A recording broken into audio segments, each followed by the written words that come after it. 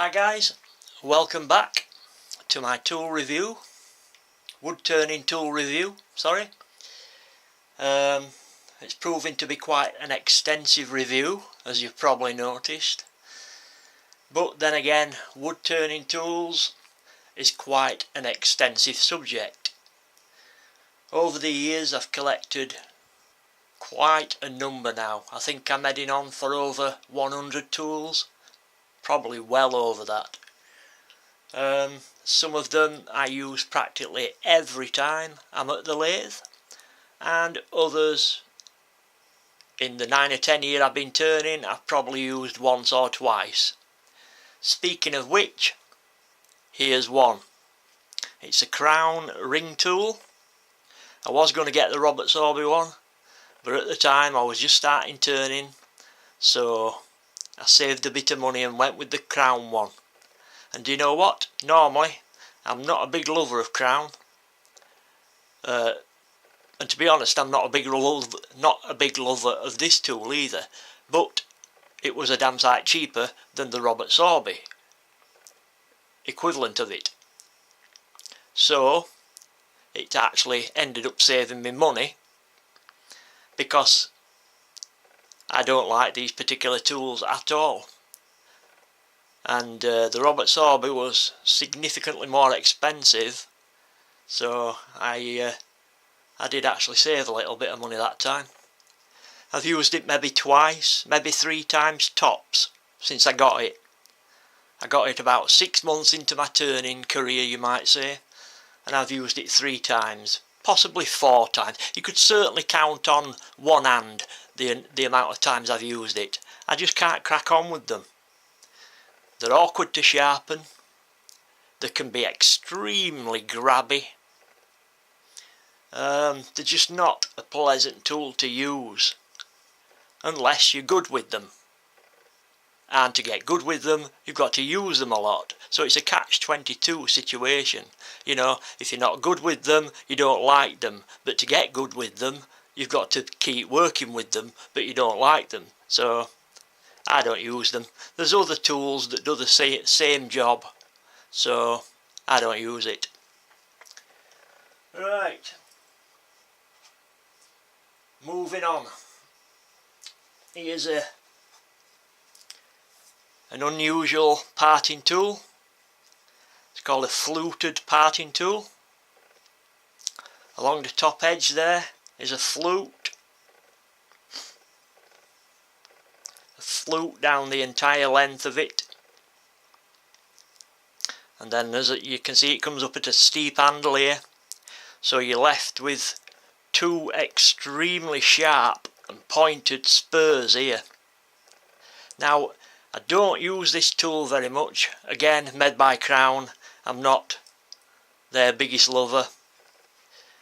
I don't use it much. I have a Robert Sorby one, a thinner one, that does exactly the same job, but with it being thinner it takes, you know, you're wasting less wood. But I did buy this first of all just to see if it did work. To, you know, sometimes when you're parting off you can get frayed out edges, and these fluted parting tools, they actually slice the wood, sever the wood fibres. So I bought this one just to see if it did work, and they do. But of the 2 that I've got, my Robert Sorby sees far more use. In fact, this tool hasn't seen no use for about 2 or 3 years. I don't know if you can see it in cross section. It is actually wider on the top edge than the bottom edge. That's done to help it stop binding up in the cut. Does actually work, but you do have to be careful of these edges. If these edges are sharp here, the wood coming past, it will start to sever and it will start to drag the tool. You know, you'll start to, the cut will start running away with itself, you might say.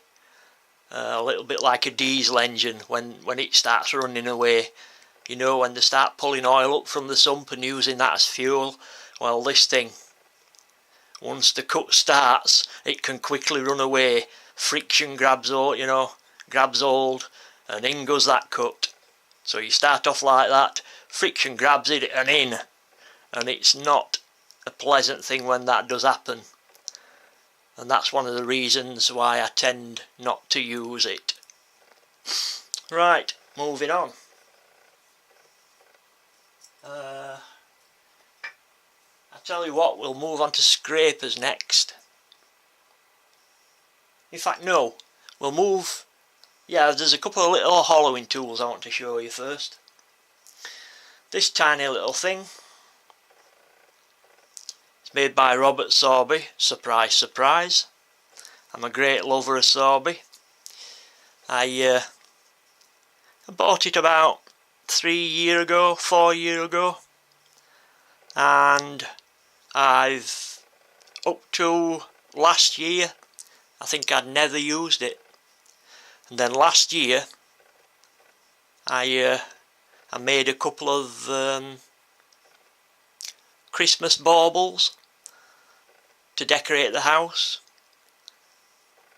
and this thing worked a treat. It worked brilliant on them. If you're not careful, it does tend to vibrate something terrible, you know, to skitter along the tool rest. Chatter, that's the word I'm looking for, chatter. But if you're careful, it works a treat for Christmas baubles and such things as that, you know, really small stuff.